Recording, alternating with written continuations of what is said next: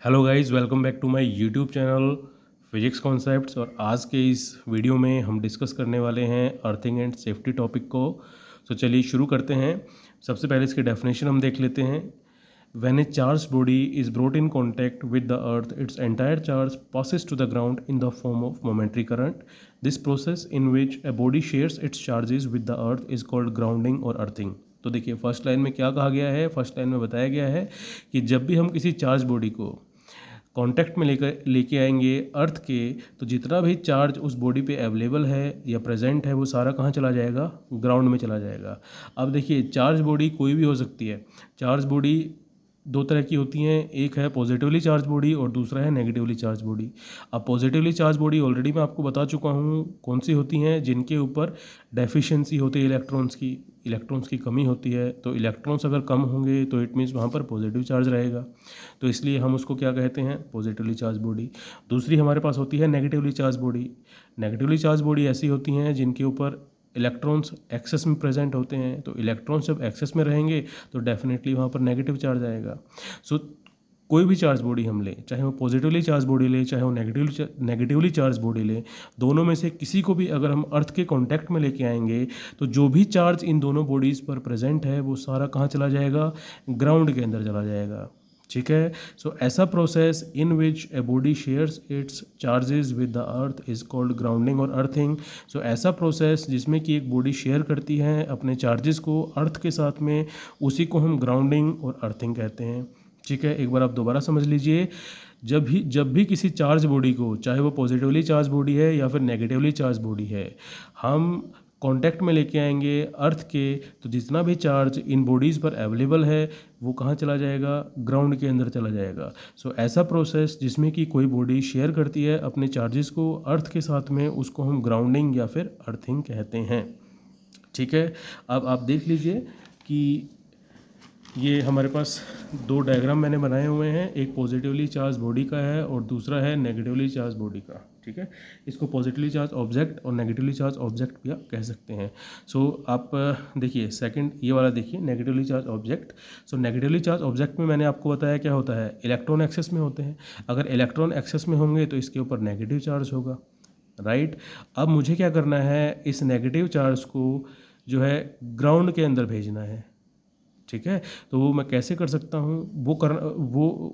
ऐसा करने के लिए मुझे इस ऑब्जेक्ट को एक वायर के साथ कनेक्ट करना होगा और ये वायर को मैं कनेक्ट करूँगा ग्राउंड के साथ में।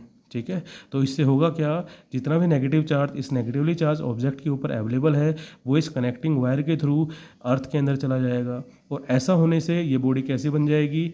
न्यूट्रल बन जाएगी, यानी कि इसके ऊपर कोई भी चार्ज अब नहीं रहेगा। तो यही इसकी डेफिनेशन में बताया गया है कि जब भी किसी चार्ज बॉडी को, पॉजिटिवली चार्ज बॉडी हो या नेगेटिवली चार्ज बॉडी हो, हम अर्थ के कांटेक्ट में अगर लेके आएंगे तो जितना भी चार्ज उसके ऊपर प्रेजेंट है वो सारा का सारा कहाँ चला जाएगा? ग्राउंड के अंदर चला जाएगा।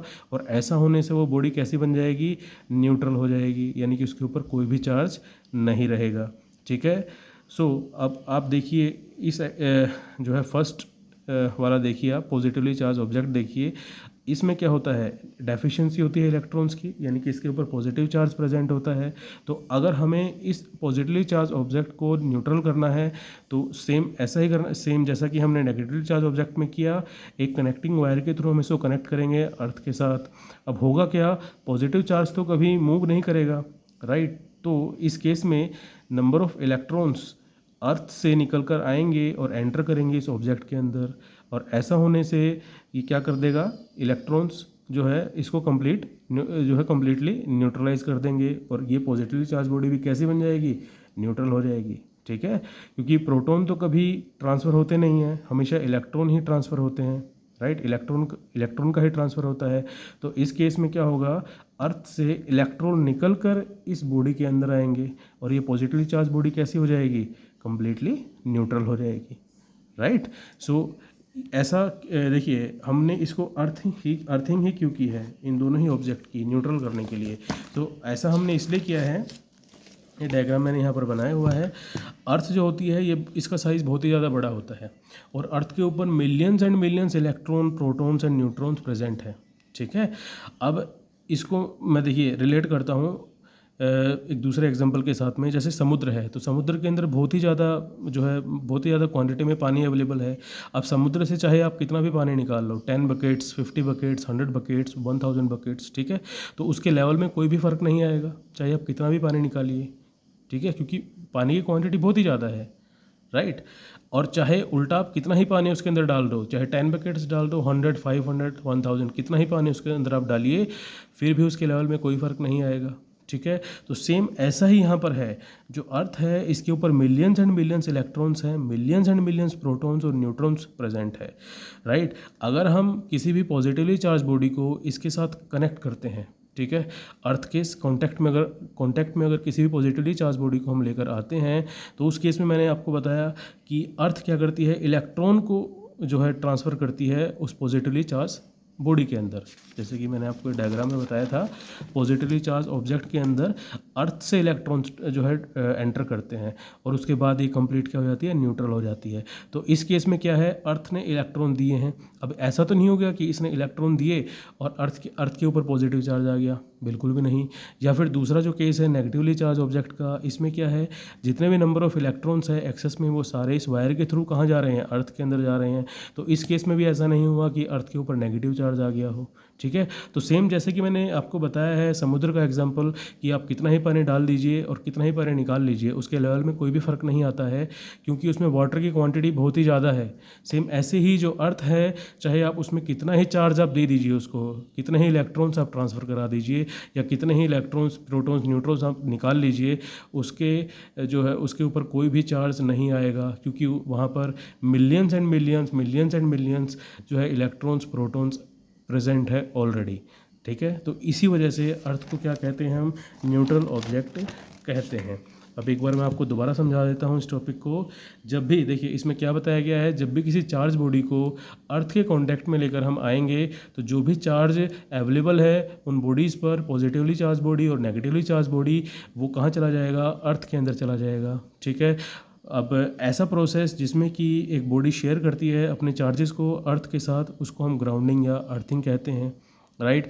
अर्थिंग हम क्यों करते हैं, क्योंकि मैंने आपको बताया कि अर्थ का साइज़ बहुत ज़्यादा बड़ा होता है, चाहे आप इसको कितना ही चार्ज दे दीजिए और इससे कितना ही चार्ज आप ले लीजिए, इसके ऊपर कोई भी चार्ज नहीं आता, ठीक है, ये हमेशा न्यूट्रल ही रहेगी, राइट। सो इसीलिए हमने अर्थिंग की है, राइट।